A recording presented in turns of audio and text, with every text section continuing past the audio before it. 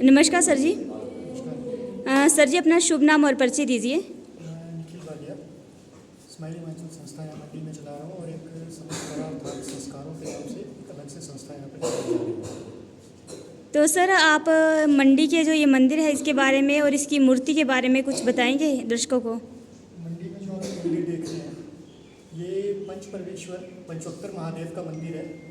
पंचवक्तर महादेव नाम से ही आपको पता लग रहा है कि भगवान शिव के 5 अवतार यहाँ पर एक साथ विराजमान हैं, जिसमें जो आप आगे का मुख देख रहे हैं ये उनका ईशान रूप है। दूसरी तरफ को जो मुख देख रहे हैं वो तत्पर्श रूप है। इस साइड को जो है वो वामदेव रूप है। पिछली तरफ को जो है वो अघोर रूप है और जो बिल्कुल ऊपर है वो भगवान शिव का रुद्र अवतार है।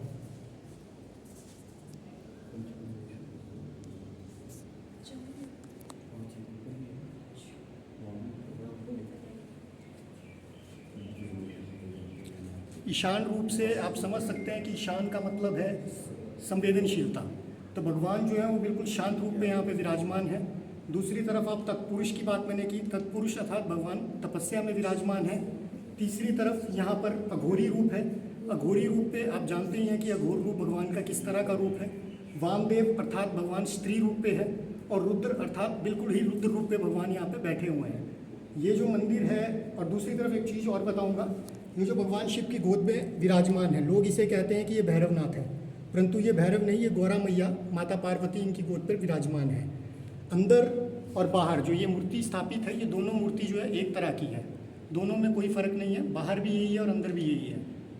ये जो मंदिर है वो कहानियों में तो बोलते हैं कि पांडवों द्वारा बनाया गया है, परंतु हकीकत में देखें तो ये मंदिर एक्चुअल में ही पांडवों के द्वारा है, क्योंकि जिस समय पांडव जो अपने वास की तरफ निकले थे उस दौरान कहते हैं कि वो मंडी में भी आए थे और उन्होंने इस मंदिर की स्थापना की यहाँ पे। परंतु दूसरी तरफ इस मंदिर का जो जीर्णोद्धार है वो 16वीं शताब्दी में राजा सिद्धसेन के द्वारा किया गया है। राजा सिद्धसेन जो थे वो सिद्धि के दाता माने जाते थे मंडी रियासत के अंदर। और दूसरी तरफ आप देखें तो इस मंदिर के पारली तरफ त्रिलोकीनाथ हैं। त्रिलोकीनाथ 3 लोकों के नाथ अर्थात भोलेनाथ को ही माना जाता है। दूसरी तरफ ठीक इसी के तीसरे एंगल में देखेंगे आप तो वहाँ पे आपको अर्धनारेश्वर भगवान भोलेनाथ मिलेंगे, जहाँ गौरा माता और भगवान भोलेनाथ एक ही मूर्ति पर स्थापित हैं। नमस्कार सर जी। नमस्कार जी। सर जी अपना शुभ नाम और परिचय दीजिए।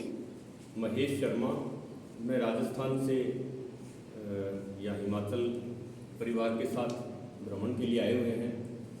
मेरा बेटा यहाँ मंडी में ही MBBS कर रहा है और आज इस मंदिर के बारे में सुना, बच्चे ने बताया, तो इसके यहाँ दर्शन करने के लिए भगवान श्री पंच परमेश्वर यहाँ विराजमान हैं, अभी मुझे मालूम हुआ। और ये पांडवों के काल से ही इसका निर्माण हुआ था, परंतु आगे जाकर के अन्य किसी राजा ने इसका जीर्णोद्धार करवाया था। और यहाँ नंदी महाराज विराजमान हैं।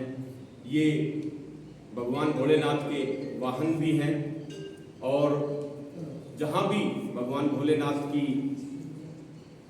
शिवलिंग या कोई मूर्ति स्थापित होती है उसके बिल्कुल सामने नंदी महाराज विराजमान रहते हैं। और ऐसा मान्यता है, मान्यता नहीं है, मैं पूर्ण विश्वास के साथ कहूँगा, क्योंकि मैंने 1-2 बार इसको आजमा करके देखा है और वो पूर्ण भी हुआ है कि नंदी भगवान के कान में यदि कोई अपनी इच्छा को, सही इच्छा कोई करेगा, कोई अब यूँ कह दे कि ठीक है जी मुझे देश का प्रधानमंत्री बना दो, तो वो तो कैसे संभव है। कोई इच्छा, सही इच्छा कोई होगी तो वो यदि हम इनके कान में कहेंगे तो वो भगवान तक पहुंचती है और उसको भगवान सुनते भी हैं और उसे पूरा भी करते हैं। सर जी आपको हिमाचल में आके कैसा लगा और यहाँ के मौसम के बारे में बताएं। मौसम बहुत अच्छा है यहाँ। पहले हम शिमला जाकर के आए हैं, शिमला से फिर मंडी आए और बहुत ही अच्छा मौसम है। राजस्थान में तो 50-51 डिग्री टेम्परेचर चल रहा है और यहाँ लगभग 30-35 रात्रि का मौसम और भी डाउन रहता है। बहुत अच्छा मौसम है। धन्यवाद। आज से बहुत अच्छा है। धन्यवाद सर जी।